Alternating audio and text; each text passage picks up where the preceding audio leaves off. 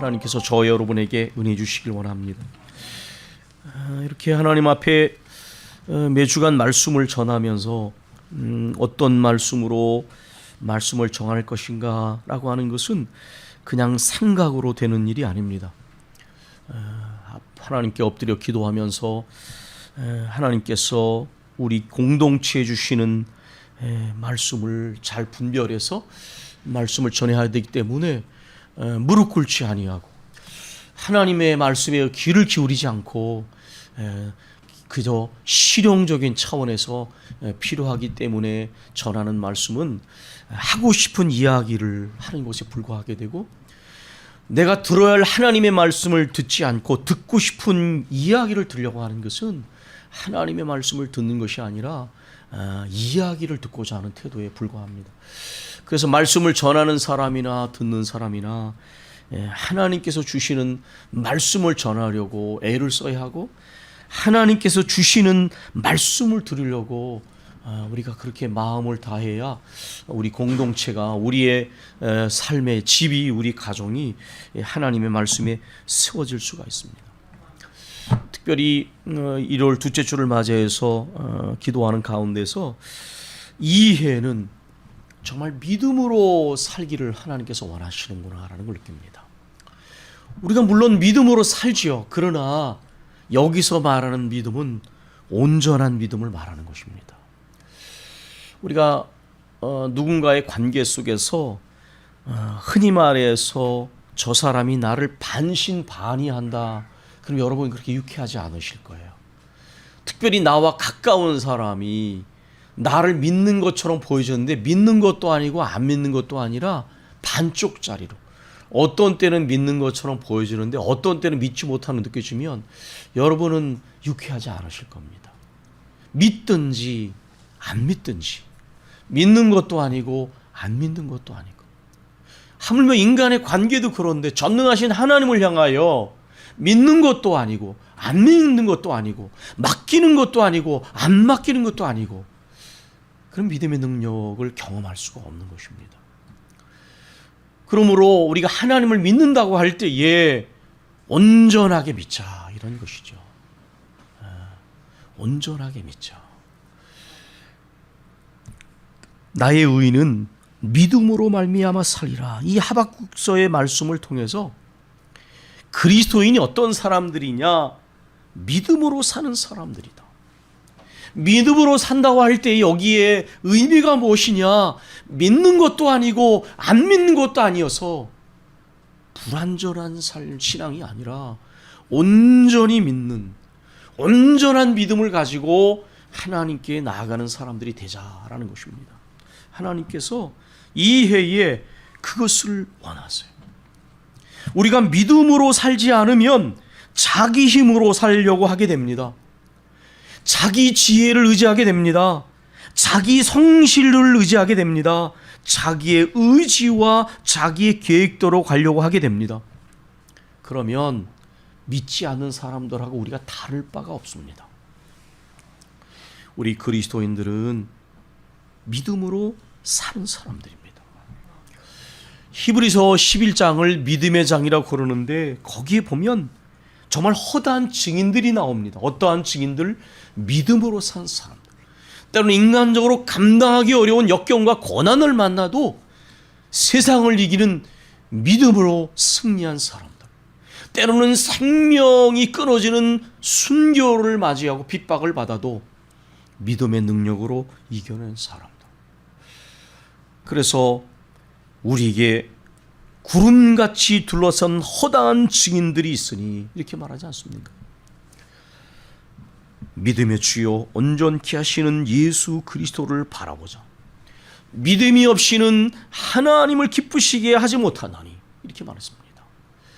사람만, 다른 사람이 나를 반신반의하면 유쾌하지 않은 것이 아니라 하나님께서는 전능하신 하나님을 온전히 믿지 못할 때에, 더군다나 영적인 하나님의 자녀들이 하나님을 온전히 믿지 못할 때에 하나님은 기뻐하지 않으신다 그랬습니다.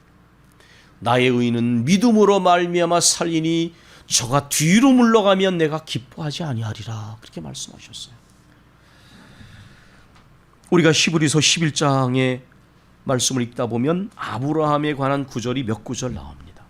아브라함은 믿음의 조상이라고 일컬어지는 사람입니다. 하나님께서 아브라함을 갈대아 우르에서 부르셨는데요. 여러분, 우리가 창세기 12장을 읽으셨잖아요. 거기에 그런 말씀이 나옵니다. 너의 본토 친척 아비집을 떠나 내가 내게 지시할 땅으로 가라. 이건 엄청난 말씀이에요. 왜 그러느냐? 그것은 안정되고 익숙한 환경을 떠나서 낯선 사람들과 언어와 문화가 있는 곳으로 가야 돼요. 여러분, 저도 외국 생활을 이렇게 했는데요. 여행하고 다른 거예요.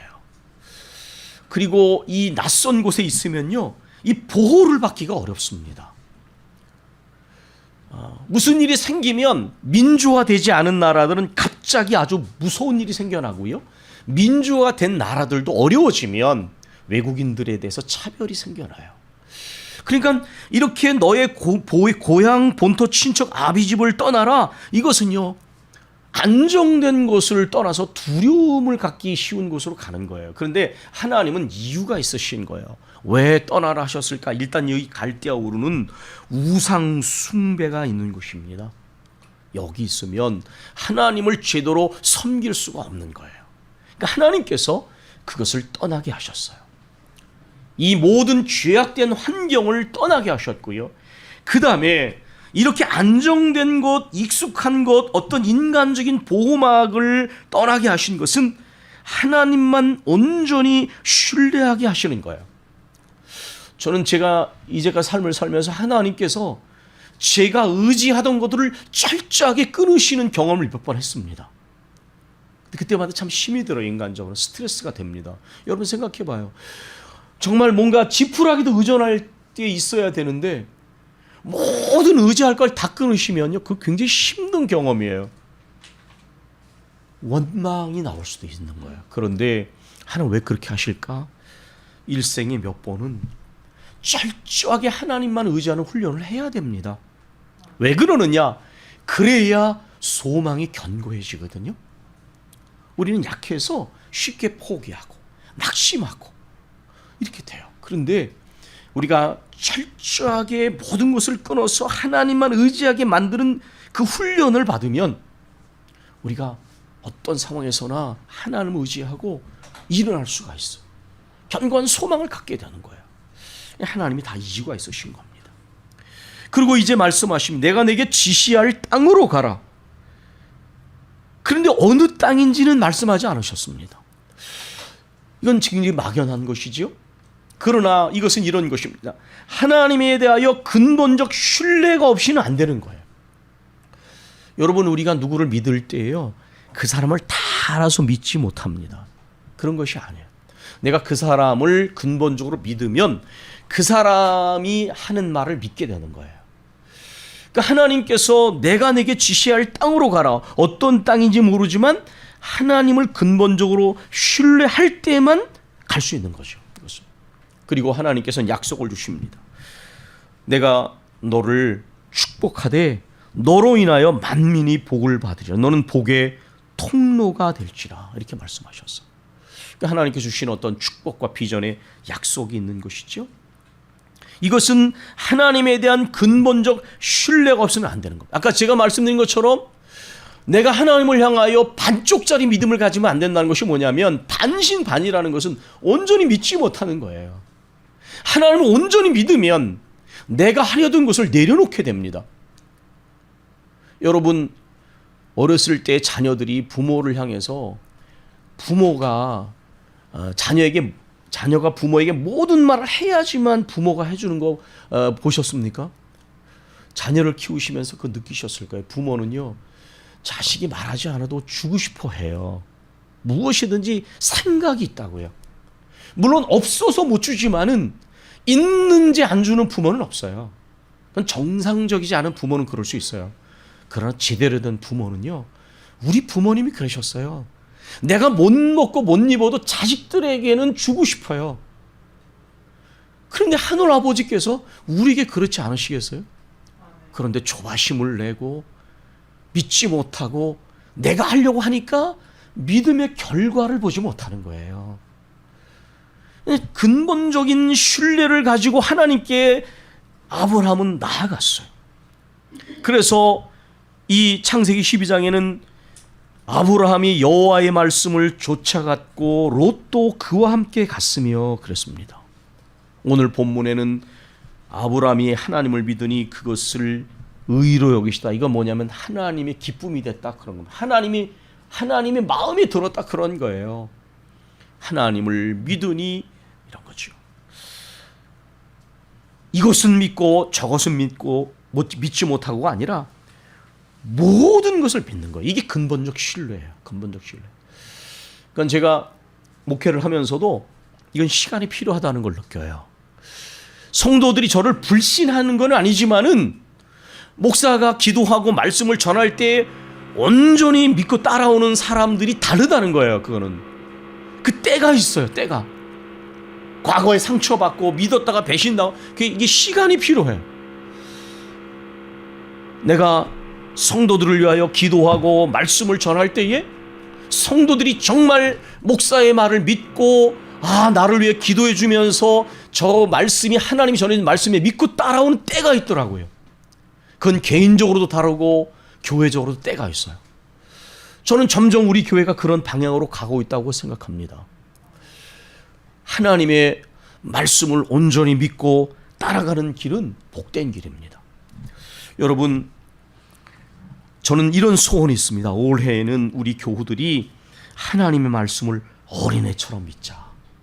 그 어린애처럼 믿자는 말의 의미는 뭐냐면 자녀들이 우리를 믿고 두려워하지 않고 염려하지 않고 편안하게 잠이 들듯이 우리 하나님의 말씀을 어린애처럼 믿고 가자는 거예요. 우리가 그렇게 가면 하나님께서 은혜를 주실 거예요. 여러분, 우리가 전능하신 하나님이라고 고백을 합니다. 전능하신 하나님은 능치 못함이 없으신 하나님이라는 고백입니다. 정말 그렇게 믿으시면 우리가 맡기고 가야 돼요. 하나님이 전능하신 분이라고 믿으면 내가 하려던 것을 이제는 내려놔야 됩니다. 내 지혜와 내 의지와 내 계획과 내 열심으로 하려던 것, 그런 걸 내려놓고 하나님의 선하심과 그 계획 앞에 맡기고 가는 것이죠. 우리는 얼핏 보면 이런 것이 굉장히 어리석어 보입니다. 세상 사람들 눈에는 그래요. 우리 자신도 그렇게 느껴질 때가 있어요. 그러나 자기 지혜를 의지하고 자기 계획을 세우고 자기의 의지대로 왔던 모든 것들이 얼마나 불안정한 것인지 오늘 우리가 겪고 있지 않습니까? 여러분, 세계에서 일어나는 일을 보십시오. 이것은 누구도 계획한 것이 아닙니다. 누구도 원하는 것이 아닙니다. 상상도 못했던 일들이 끊임없이 일어나고 있습니다.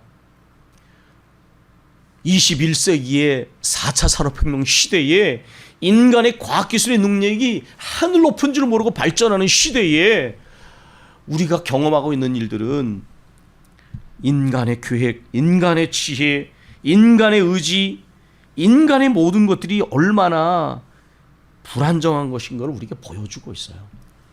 우리가 영적인 교훈을 얻어야 됩니다. 그래서 우리는 하나님의 계획에, 하나님의 선하심에, 그 하나님의 말씀을 믿고 가야 합니다. 올해는 하나님 말씀을 어린애처럼 믿고 갑시다. 그러면 반드시 믿음의 결말을 보게 될 것입니다. 아멘. 예, 믿는 사람에게는 믿음의 결말이 있어요. 믿지 못하면 믿음의 결과를 얻기 어렵습니다. 아브라함이 안정된 곳을 떠났다는 것은 저는 모험이라고 생각을 합니다. 이거는 모험이에요. 굉장히 어리석어 보였을 거예요. 그러나 거기에는 믿음의 결말들이 있는 것입니다. 두 번째, 아브라함은요, 하나님의 말씀을 따라 감으로 하나님에 대한 근본적 신뢰를 표현했을 뿐만 아니라 두 번째 보면 예배의 단을 쌓고 있습니다. 여러분, 아브라함이 계속 예배의 단을 쌓았던 거 아시죠? 예배드리는 일은 대단히 중요합니다. 왜 그런지 아십니까? 이 예배는 종합 선물 세트와 같습니다. 이 예배는 하나님께서 우리에게 주신 은혜에 대한 감사가 있습니다. 우리는 은혜 없이는 살 수 없는 사람이란 겸손의 고백이 담겨져 있습니다. 그러나 은혜 받은 사람으로서 살지 못하는 회개의 마음이 예배 가운데 있습니다. 그리고 또한 이 예배를 드리면서 말씀을 들으면서 다시 한번 믿음의 중심을 회복하고 우리가 하나님을 향한 온전한 신뢰와 순종으로 가겠습니다. 여러분, 제가 우리 교회에서 여러 차례 신앙의 근본적 5가지 자세를 말씀드렸습니다. 이 5가지를 기억하고 가면 곁길로 가지 않으실 거예요. 그게 뭡니까? 근본적인 겸손과 감사입니다. 우리는 하나님의 은혜 없이는 결코 여기까지 올 수 없었다. 근본적인 감사와 겸손, 근본적이라는 말은 헷가닥할 때가 있는 거예요. 그러나 우리는 우리 안에 근본적인 은혜를 알기 때문에 근본적 겸손과 감사로 가는 것입니다. 그리고 우리가 늘 이 은혜를 떠나서 교만해지거나 자만해지거나 곁길로 갈 때에 하나님의 말씀과 성령의 음성 가운데 다시 하나님께로 나를 돌아보고 돌이키는 것이, 이것이 바로 깊은 회개라고 하는 거예요. 그리고 세월이 흐를수록 신앙의 온전함의 표시는 무슨 직분이 더 높아가고 이런 것이 아니라, 높다는 표현도 그렇지만 몇 년 교회를 다녔나의 문제가 아니라 내가 하나님을 향하여 얼마나 더 신뢰가 온전해지고 하나님께 순종이 온전해지느냐, 이렇게 가야 됩니다. 이 2가지를 빼놓은 신앙의 점검은 저는 틀렸다고 봅니다. 많은 사람들이 자기가 무슨 직분을 맡고 몇 년 되고 무슨 일을 하는데 그런 사람 하나같이 이상해져요. 교만해지고 곁길로 가서 일탈을 하더라고요. 그런 내 모습이 하나님을 향하여 얼마나 온전한 신뢰를 하고 온전한 순종을 하냐, 그런 분들은 경건한 노년을 맞더라고요. 그리고 제대로 가요. 그리고 덕을 세우게 됩니다. 그래서 여러분, 이 예배 속에 이 5가지가 들어 있습니다. 예배를 드릴 때마다 근본적인 감사와 겸손이 우리 안에 다시 한번 회복이 되어지고 하나님 앞에서 나를 돌아보면서 깊은 회개를 이루고, 우리가 조바심을 내고 염려하고 내가 하려던 것들을 내려놓고 주님을 향하여 온전한 신뢰와 헌순종으로 가리라. 그리고 내 삶을 드려 주 앞에 헌신하리라. 이 종합 선물 세트, 영적으로 예배를 제대로 드리셔야 됩니다. 그래서 대면으로 드리시건 비대면 드리시건 예배 하나 제대로 못 드리면 우리 그렇게 할 수 없습니다. 여러분, 예배를 제대로 드리셔야 돼. 그래서 예배를 바로 드려야 이 신앙의 중심이 회복되어지는 거예요. 예배를 사모하셔야 돼요. 그래서 아멘. 예배를 사모하세요, 여러분. 우리가 이 예배를 온전히 드리면요, 주님을 향한 이 마음의 어떤 신뢰를 유지하고 갈 수가 있어요. 아브라함이 늘 단을 쌓으며 갔다라고 하는 것은 하나님을 향한 이 근본적인 신뢰의 마음을 유지하면서 갔다라는 것입니다. 3번째, 하나님을 향한 근본적 신뢰, 이 믿음을 가지고 가려면 눈과 귀를 잘 관리하셔야 돼요. 왜 그러느냐? 사람은요, 이 땅을 사는 동안에 눈으로 보고 귀로 듣는데 이 감각기관이 문제가 많아요. 왜 그러느냐? 믿음의 방해가 될 때가 많아요. 이 눈과 귀에 우리에게 어려운 현실이 보여집니다. 우리를 미혹된 길을 인도하는 어떤 말들이 들려집니다. 그럴 때에 이 2번째 눈과 귀가 작동이 돼야 되는데 그게 바로 믿음의 눈과 귀라는 거예요. 믿음의 눈으로 육신의 눈이 본 것을 다시 바라다 보셔야 됩니다.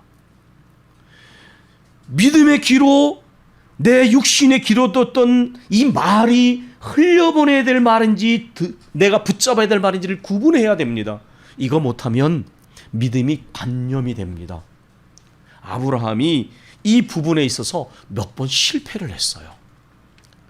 우선 창세기 12장에 가면 첫 번째 그 가나안 땅에 도착해서 아브라함이 겪었던 시련은 기근이었습니다. 먹을 게 없으면 죽게 됩니다. 여러분, 이건 굉장히 어려운 경험입니다.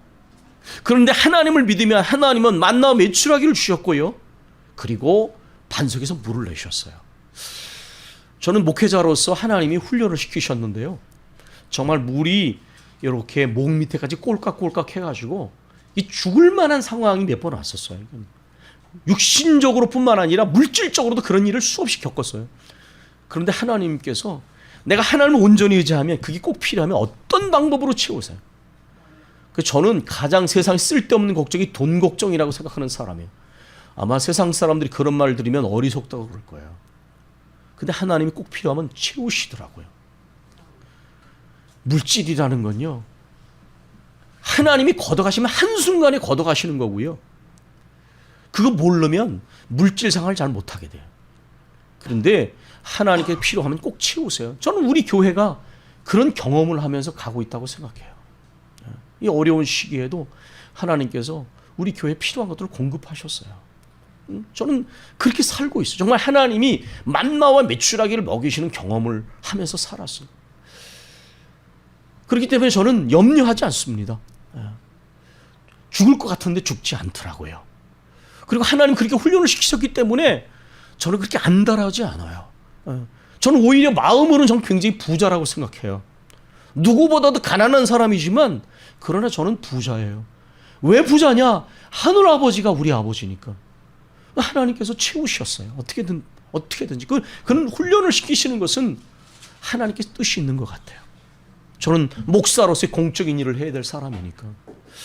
아브라함도 이 땅에서 기근을 당하니까 애굽으로 내려갔어요. 흔들린 거죠. 그 다음에는 거기 가서 자기 부인 때문에 두려움이 생겼어요. 혹시 우리 부인이 굉장히 멋있는 사람인데 혹시 내 아내를 빼앗길까. 사실 이때 나이가 우리 식으로 하면 할머니거든요. 그러니까 아마 그랬을 거예요. 여러분, 이거는 꼭 무슨 성적인 매력뿐만 아니라 나이가 들어 기품 있는 매력 있는 사람들이 있거든요. 그러니까 할아버지가 할머니를 좋아하잖아요. 그러니까 뭐 그때 이 사라가 어떤 외모를 가졌는지 모르지만 사라에게는 굉장히 어떤 매력이 있었던 것 같아요. 아마 젊었을 때는 굉장히 예뻤을지 모르고 나이가 들어서도 우아한 매력 있는 분들이 있더라고요. 보면 곱게 늙는 분들이 있어요. 욕심과 탐욕에 질투하는 얼굴하고 기품 있는 얼굴이 따르더라고요. 나이가 들면 자기 얼굴에 책임져야 하는데 아마 그런 것 같아요. 그러니까 문제는 뭐냐면 아브라함이 두려워졌어요. 이것 때문에. 그래가지고는 자기 아내를 누이라고 그랬잖아요. 사람을 두려워하면 올무에 빠진다. 그대로 됐습니다. 그대로 됐어. 그러니까 아브라함이 눈에 보이는 것 때문에 믿음의 눈을 잊어버린 거예요. 그 다음에 또 어떤 일이 있었냐면 14장에 15장에 보면 여기에 메소포타미아 4개 연합군과 싸워서 소돔과 그 연합군이 져가지고요. 조카 롯이 포로로 끌려간 사건이 있었습니다. 사실 이것도 믿음과 불신앙으로 믿음의 눈으로 선택하지 않은 결과인 그건 뭐냐면 아브라함이 여호와의 말씀을 쫓아갔고 롯도 그와 함께 갔으며 둘이 출발은 같이 했어요. 근데 롯은 중간에 믿음을 잃어버린 사람이에요. 그래서 어떻게 했느냐? 선택을 해야만 됐는데 가나안 땅에서 이렇게 함께 거주하다 보니까 함께 거주하기 어려워지. 하나님의 복 가운데 양과 염소가 많아지니까 서로 다투는 거예요. 잘못한 친척끼리 싸우게 생긴. 그러니까 아브라함이 말하죠. 자, 네가 먼저 선택을 해라. 내가 저하면 나는 우하고 이렇게 했어. 근데 문제는 뭐냐면 롯이 선택하는 기준이었는데 저 요단 쪽을 바라보니까 물이 넉넉하고 하나님의 동산 같았어요. 근데 문제는 화려함이었습니다. 그래서 그 다음에 롯이 어떻게 움직여 갔느냐? 도시의 화려함을 쫓아갔습니다. 그래서 어디에 이르렀느냐? 나중에 심판받는 소돔 땅에 들어갔어요. 이게 롯의 선택이었습니다. 근데 하나님께서 이제 아브라함에게 선택을 주시는데 넌 동서남북을 바라봐라. 네 동서남북을 바라보는 이 모든 땅을 너와 네 자손에게 주리라. 믿음과 약속의 선택이었습니다. 여러분, 결국 롯은 포로로 끌려가게 됩니다. 그러나 아브라함은 그 조카를 구원해냈습니다. 그런데 이게 사람이에요. 그런 다음에 아브라함에 두려움이 생겼던 것 같아요. 왜 그러냐면 이 4개 연합군이 이 왕들이었거든요. 그러니까 지금 아브라함이 가서 조카를 구해왔지만 잘못하면 보복을 받을 수 있어요. 사람의 마음은요 이렇게 움직여가요. 그러니까 우리가 믿음이라는 것이 어떤 때는 여러분 경험하시고 우리가 우리 안에 믿음이 굉장히 큰 것처럼 느껴지는 순간이 있어요. 그 어느 순간에 믿음이 하나도 없는 순간이 있어요. 그러니까 지금 아브라함이 믿음이 흔들렸던 것 같아요. 몇 번 흔들렸어요.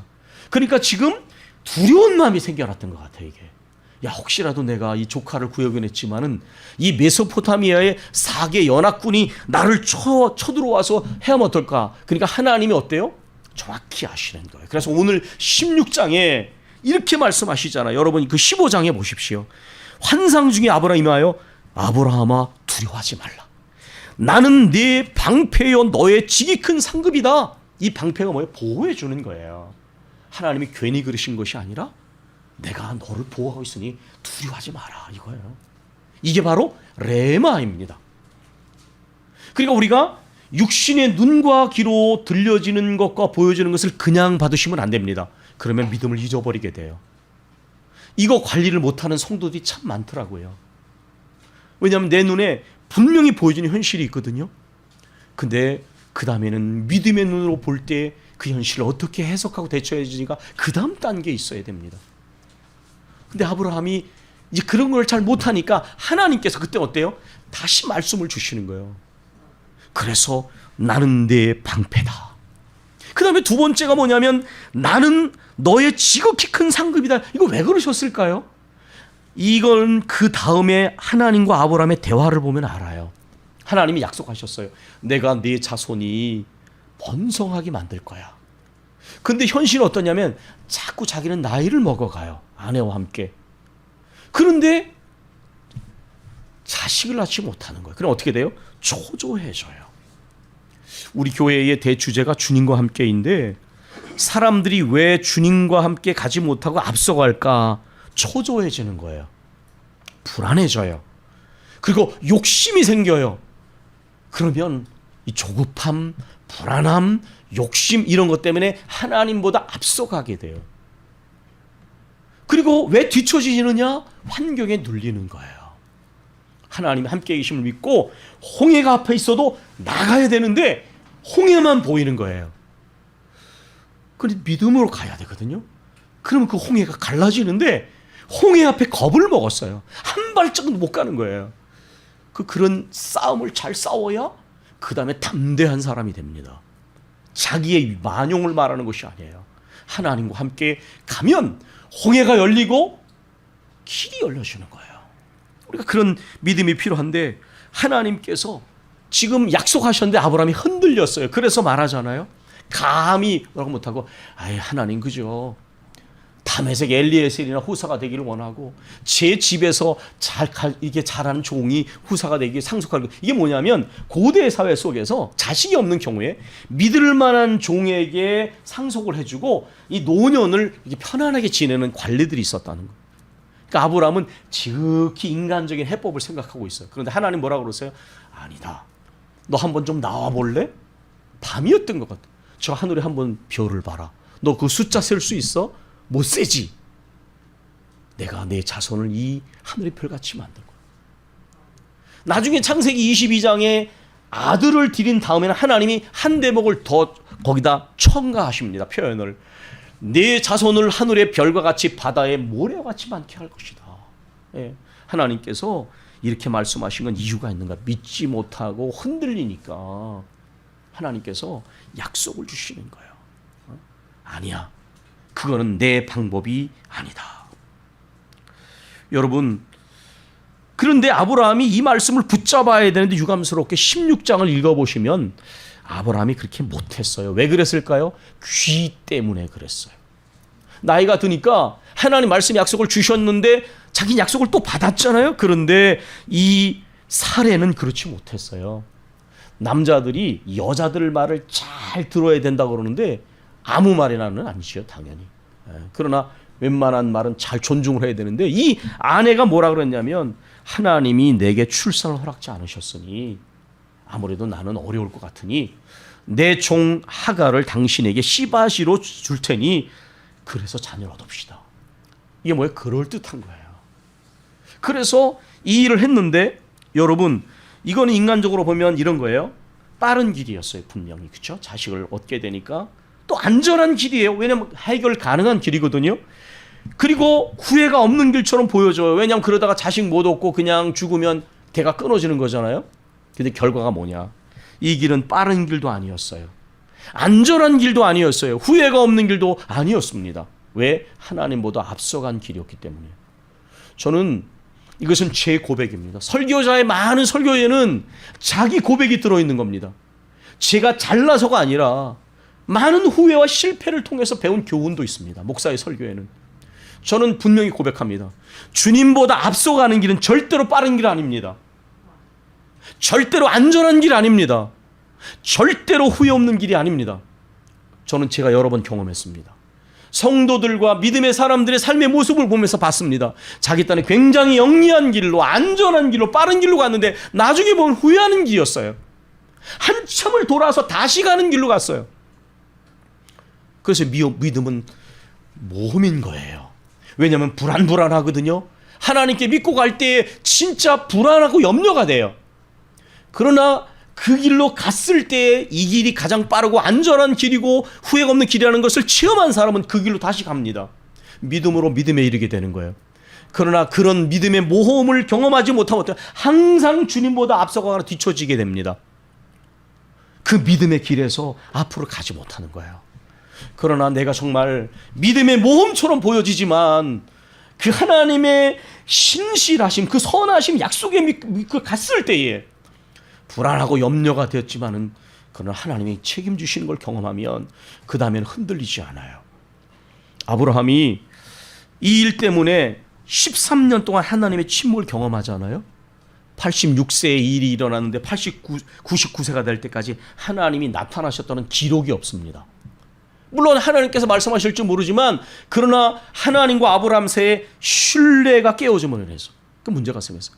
하나님께서 아까 이 3년 된 염소, 암염소, 이런 암양, 이게 무슨 뜻이 이 생명, 이렇게 반으로 쪼갠다는 것은 이 약속을 지키기 위해서 이게 생명을 담보로 하는 거거든요.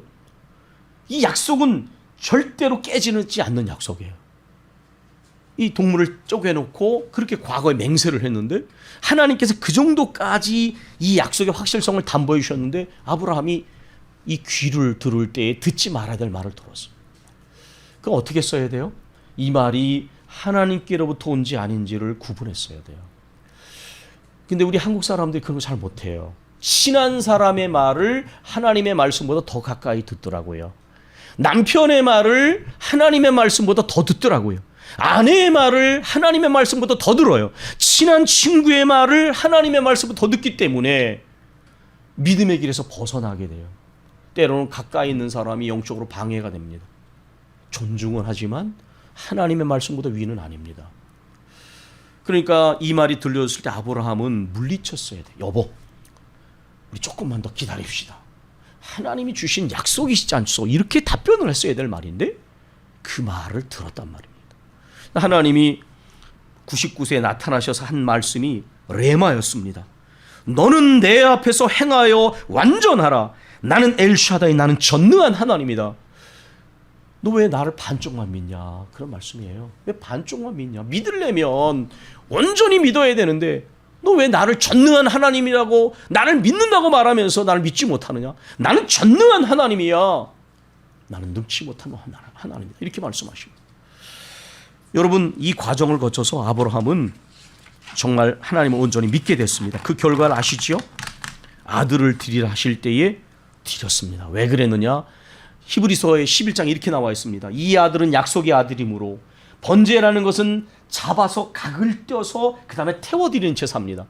그건 인신공양입니다. 이거 아니 어떻게 전능하신 하나님, 선하신 하나님이 아들을 각을 떼어서 인신공양하라고, 이건 미친 신이야 이럴 수도 있는 거예요. 그런데 아브라함 어떻게 믿었느냐?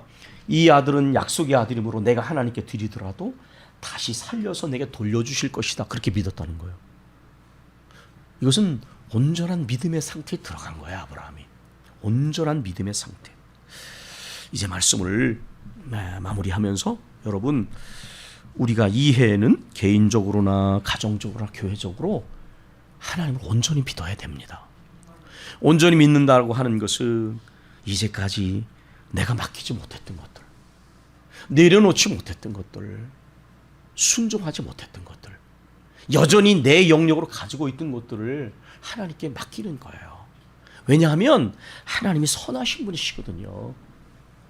하나님의 계획이 우리의 계획보다 더 깊으시거든요. 우리가 맡기는 거예요. 어린 자녀가 부모를 믿듯이 하나님 앞에 맡기는 거예요. 하나님께서 그렇게 맡기길 원하세요. 그리고 은혜를 주시고 약속을 주셨어요. 그래서 우리가 이 믿음으로 가기 위해서 우리의 믿음을 붙들어야 되는데 하나님 말씀을 손에 놓지 마십시오. 그리고 예배를 잘 드리세요. 그리고 보고 듣는 것을 항상 믿음의 눈과 귀로 재해석하셔야 돼요. 그냥 눈에 보여지고 귀에 들려지는 것이 아니라 믿음의 눈으로 믿음의 귀로, 그래서 걸러야 되고 재해석해야 됩니다. 그러면 우리가 하나님 안에서 믿음으로 승리자가 되게 될 것입니다. 올해에 믿음으로 삽시다. 하나님께서 그 약속을 이루실 것입니다. 우리가 기도하겠습니다.